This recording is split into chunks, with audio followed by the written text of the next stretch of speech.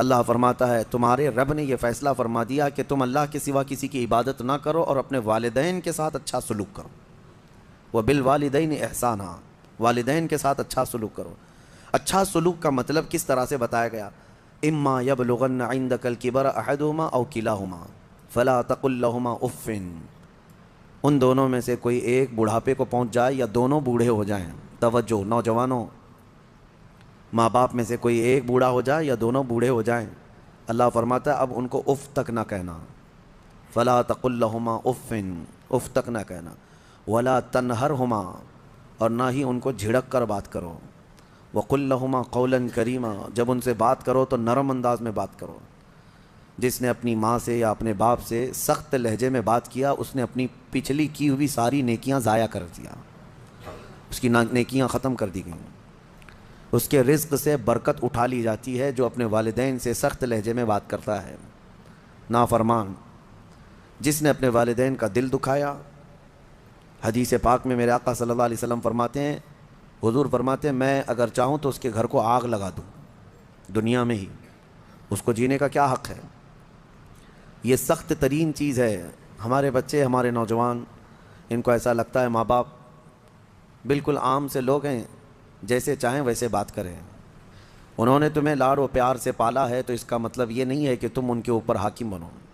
اور آج کے بچے جو کر رہے ہیں اپنے ماں باپ کے ساتھ، اس سے وہ حدیث پاک ثابت آ جاتی ہے. میرے آقا نے فرمایا سچ، قیامت کی نشانیوں میں سے ایک نشانی ہے ان تلد الامۃ ربتہا، عورت جو ہے اپنا سردار جنے گی.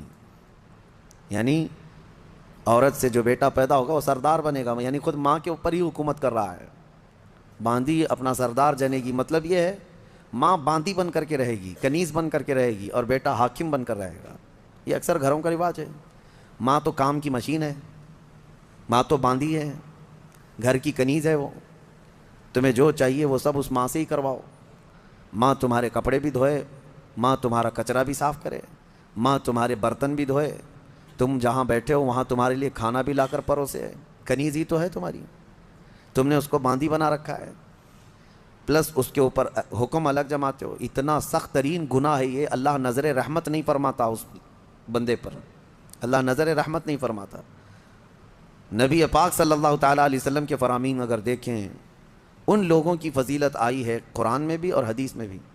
آپ کو میں بتاؤں، سیدنا موسیٰ علیہ الصلوۃ والتسلیم نے ایک بار اللہ کریم کی بارگاہ میں یوں عرض کی کہ مولا میرا جنت میں رفیق کون ہے؟ دنیا میں بہت سارے قریبی ہیں، جنت میں میرا رفیق، میرے ساتھ رہنے والا کون ہے؟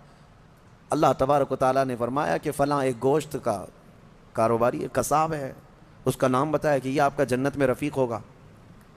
سیدنا موسیٰ علیہ السلام ڈھونڈتے ہوئے اس کو گئے کہ یہ قصاب کہاں رہتا ہے. جا کر دیکھا تو وہ دن بھر گوشت بیچ رہا تھا. اس کے ساتھ رہ کہ اس کی ایسی کون سی نیکی اللہ کہ اس کو نبی کے ساتھ رکھا ہے جنت میں. شام ہوئی تو موسیٰ علیہ السلام نے اس سے کہا کہ میں تیرے ساتھ چلوں گھر. اس نے کہا بہت اچھی بات ہے، آپ چلیے میرے ساتھ، میرے گھر مہمان ہو. گھر لے کر آیا، اس کے چھوٹے بچے بھی تھے. موسیٰ علیہ الصلوۃ والتسلیم گھر گئے تو دیکھا اس نے جلدی سے اپنے گھر میں جا کر کچھ چیز روٹی یا دودھ لیا، اور اللہ کے نبی کو بھی بٹھایا ہے اور اپنے بچوں کو بھی بٹھایا ہے، اور اس کی ماں بستر پر تھی، اسے جا کر دودھ میں روٹی چور کر نرم کر کر کے کھلا رہا ہے. اور اس کی ماں بستر پر سے ہاتھ اٹھاتی اور کہتی ہے مولا میرے بیٹے کو تو جنت میں موسیٰ کا ہم نشین بنا دے. یہ اللہ تبارک و تعالیٰ نے اس ماں کی دعا سے اس بندے کو، ماں کے خدمتگار کو، جنت میں موسیٰ علیہ السلام کا رفیق بنایا. میرے عزیزو، ماں باپ کو اپنے کنیز یا اپنے غلام نہ سمجھنا. یہ باندی یا تمہارے غلام نہیں ہیں. اور رب تبارک و تعالیٰ نے ان آیتوں میں فرمایا وَاخْفِضْ لَهُمَا جَنَاحَ الذُّلِّ مِنَ الرَّحْمَةِ وَقُلْ رَبِّ ارْحَمْهُمَا كَمَا رَبَّيَانِي صَغِيرًا. ان کے سامنے جب جاؤ تو اپنے بازوؤں کو نرمی سے بچھا دو. بازوؤں کو بچھا دینا مطلب کیا ہے؟ ان کے سامنے عاجزی کرو. تمہارے باپ بوڑھے ہو جائیں، تمہاری ماں بوڑھی ہو جائے، ان کو یہ احساس بھی نہ ہونے دو کہ وہ ایک چیز کو بار بار بول رہے ہیں. یہ آداب میں لکھا بھی ہے مفسرین نے کہ بڑھاپے میں اگر وہ تم سے دوسری بار سوال کریں ایک ہی چیز کو تو یوں نہ کہنا کہ ابا ابھی تو پوچھے تھے پھر پوچھ رہے ہو آپ، بلکہ ہر بار نئے انداز میں ان کو جواب دو تاکہ اسے احساس بھی نہ ہو کہ وہ بھول رہا ہے. یہ حقیقت میں فرمانبرداری ہے بچوں کی. ورنہ دنیا پرست آج ایسے ہو گئے ہیں کہ نعوذ باللہ من ذالک، ماں باپ کو وہ دیکھنا بھی پسند نہیں کرتے، بات کرنا بھی پسند نہیں کرتے. کتنے بوڑھے ایسے ہیں، کتنے بوڑھے ایسے ہیں. پھر بھی غنیمت ہے ہمارے ملک میں، یورپین کنٹریز، امریکہ میں ایسے حالات ہیں کہ بوڑھے اپنے گھروں میں رہتے رہتے مر جاتے ہیں. ہاسپٹل کو پڑوسی لوگ اطلاع کرتے ہیں کہ اس گھر میں جو بوڑھا تھا انتقال کر گیا، آ جاؤ اس باڈی لے جاؤ. بیٹے نہیں ہوتے ساتھ میں، کوئی نہیں ہوتا. اور آپ پوچھ لینا، مجھے وہاں کے رہنے والوں نے بتایا ہے کہ ایک بوڑھا یا ایک بوڑھی عورت کو کبھی کوئی پوتا ملنے آئے تو اس دن اس کی عید کا دن ہوتا ہے. وہاں پر بہت اس کو اہمیت دی جاتی ہے کہ کسی کا پوتا یا کسی کا نواسا ناتی ملنے کے لیے آ گیا بوڑھے کو، تو کہا گیا کہ اس کا گھر جو ہے عید کی طرح ہو جاتا ہے، اتنی خوشیاں ہوتی ہیں. اس طرح سے اولاد کو دور کرنے کا نظام بنا کر وہ دنیا میں امن کی بھی بات کرتے ہیں. بہرحال یہ قیامت کی نشانیاں ہیں. حضور پاک صلی اللہ تعالیٰ علیہ وسلم نے اس شخص کے لیے ہلاکت کی دعا کی ہے. ممبر پر کھڑے ہو کر کے میرے آقا نے ہلاکت کی دعا کی ہے، مولا وہ شخص ہلاک ہو، برباد ہو جائے. حضرت جبرائیل امین نے دعا کی اور حضور نے آمین کہا. وہ شخص ہلاک و برباد ہو جائے جو اپنے ماں باپ کو پایا لیکن ان کی خدمت نہیں کر سکا، ان کی خدمت نہیں کر سکا اور ان کو راضی کر کے جنت نہیں حاصل کر سکا. ایسا شخص ہلاک و برباد ہو جائے. حضور نے آمین کہا. اس بات کو سمجھو. کتنی مائیں ہیں جو ہمارے پاس اپنے بچوں کے متعلق کہتی ہیں، کتنے باپ ایسے ہیں جو اپنے بچوں کے متعلق ہمارے پاس کہتے ہیں، اور کتنے تو ایسے ہیں جو یہ کہتے ہیں کاش میری اولاد نہ ہی ہوتی تو میں سکون سے ہوتا. تو تم ایسے تو نہ بن جاؤ کہ تمہارے والدین تمہارے پیدا ہونے پر بھی افسوس کرنے لگ جائیں. وہ زیادہ دن تک تمہارے ساتھ رہنے والے نہیں ہیں، کیا خبر. اس لیے کوشش یہ کرو کہ ان کا احترام کریں، جتنے دن ہیں ان کو سکون کی سانس لینے دو، اور ہو سکے تو اپنے ہاتھ سے ان کی خدمت کرو، اپنے ہاتھوں سے ان کی خدمت کرو، کیونکہ ان کی خدمت کا بدلہ تم دے ہی نہیں سکتے.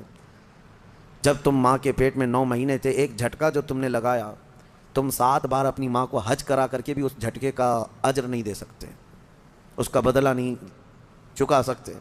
تم اپنی ماں کو کندھے پر بٹھا کر حج بھی کرا لو 7 مرتبہ، تب بھی تم اس کا وہ حق نہیں ادا کر سکتے. بہت بڑا عظیم حق ہے. اور کتنے ہلکے میں دھڑلے سے نوجوان اپنی ماؤں کو گالیاں تک دیتے ہیں، نعوذ باللہ. اور فرمایا گیا کہ جب ماں باپ، ایک نشانی میں آپ کو بتا دوں آپ کی زندگی کی، سب کو بتا دیتا ہوں، اپنی اپنی زندگی میں اس کو جانچ لینا. ابھی کل ہی کی بات ہے، میرے سامنے ایک بات آئی تھی، تجربے کی ہے اس لیے میں آپ کے سامنے کہہ رہا ہوں. اللہ ایسا ہرگز نہ ہونے دے ہمارے گھر میں جس دن ماں اور باپ بیٹے سے بات کرنے میں ڈرنے لگ جائیں کہ پتہ نہیں بیٹا ناراض نہ ہو جائے. فرمایا گیا اس دن اس کے رزق کے دروازے بند ہو چکے ہوں گے، اس کی برکت کے دروازے ختم ہو چکے ہیں. ماں باپ جب بچے سے ڈرنے لگ جائیں کہ کچھ کہوں گا تو بیٹا روٹھ نہ جائے، الٹا جواب دے دے گا، رس کر کے روٹ کر کے گھر چھوڑ کر بھاگ جائے گا. یہ سب حالات سے جب ماں باپ تم سے بات کرنے میں ڈرنے لگ جائیں، ڈانٹنا تو وہ بہت پہلے ہی چھوڑ چکے ہیں، اب بات کرنے میں بھی ڈرنے لگ جاتے ہیں جب بچہ جوان ہوتا ہے. اصل خدمت اور اصل فرمانبرداری یہی ہے کہ تم جوان اور طاقتور ہو اور وہ بوڑھے ہو چکے ہیں. اور جب ماں باپ جوان رہتے ہیں اور بچہ چھوٹا ہوتا ہے سب ادب کرتے ہیں، کیونکہ اس وقت ماں باپ طاقتور ہیں، کما بھی رہے ہیں، اور بچے کے اندر طاقت نہیں، وہ عزت ہی کرتا ہے، احترام کرتا ہے. اصل عزت اور احترام اس وقت ہے جب تم کما رہے ہو، طاقتور ہو گئے ہو اور ماں باپ بوڑھے ہو چکے ہیں. اب دیکھا جائے گا تمہارا امتحان کہ تم اپنے ماں باپ کے ساتھ اب کس طرح سلوک کرتے ہو. اللہ کریم ہم سب کو والدین کی فرما برداری عطا فرمائے، اور جن کے والدین موجود ہیں وہ خدمت کر کے وہ جنت حاصل کریں.